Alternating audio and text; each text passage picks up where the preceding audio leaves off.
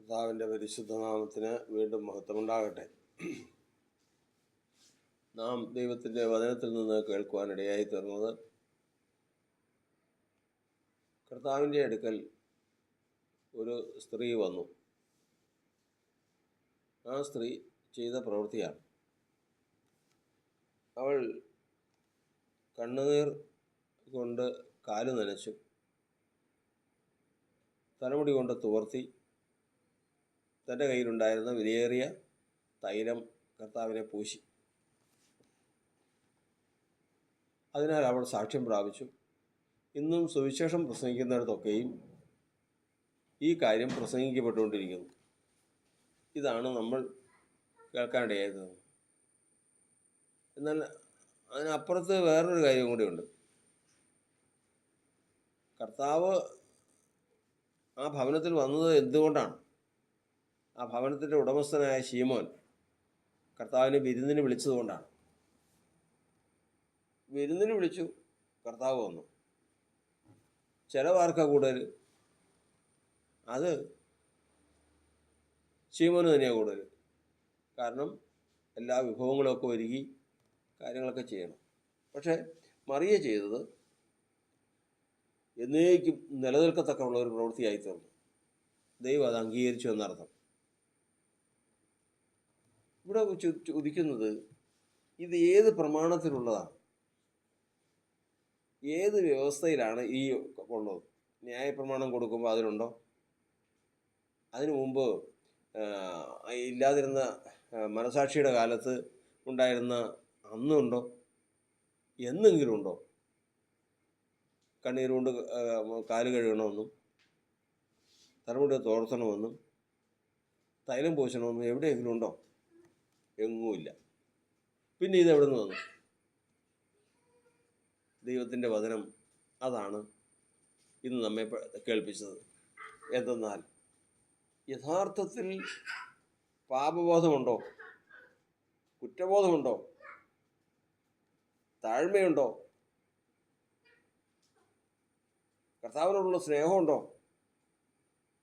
കർത്താവിനുള്ള വിശ്വാസമുണ്ടോ?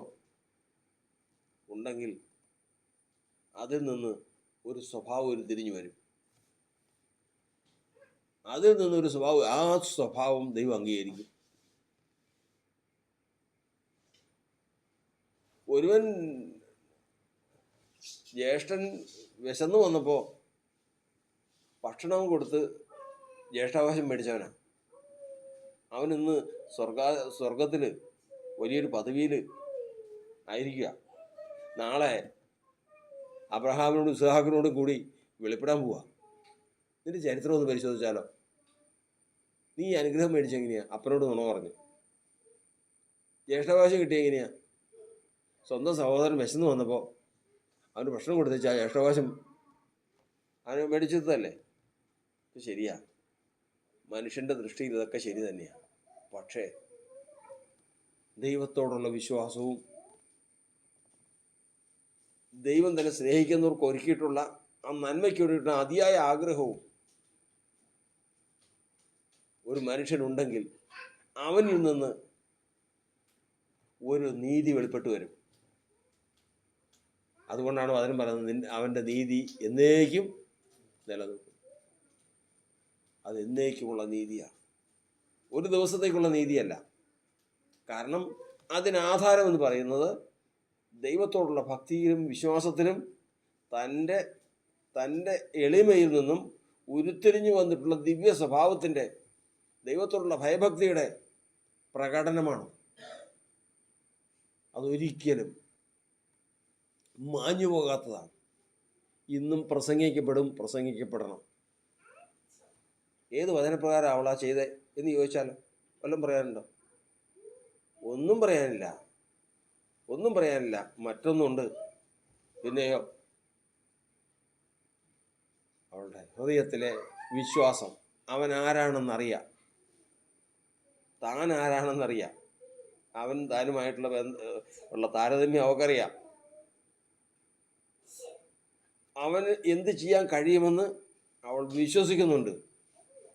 അത്രമാത്രം ഒരുങ്ങപ്പെട്ട ഹൃദയത്തിൽ നിന്ന് വന്ന മര്യാദയാണ്. മര്യാദ. അതാണ് ദൈവത്തെ കണ്ടെത്തുമ്പോഴുള്ള ഒരു നീതി. ആ നീതി എന്നേക്കും നിൽക്കും. അത് ചെറിയവനായാലും വലിയവനായാലും ഇന്നുള്ളവനായാലും ഇന്നലെയുള്ളവനായാലും വരുവാനുള്ളവനായിരുന്നാലും ഏത് കാലത്തും അത് സ്ഥിരമായിരിക്കും. അവിടെ മറ്റ് മര്യാദകളും നോക്കിയിട്ട് യാതൊരു വിശേഷവുമില്ല. കാരണം ദൈവം ഹൃദയവും ദൈവവുമായിട്ടുള്ള ബന്ധത്തെ നോക്കുന്നവനാണ്.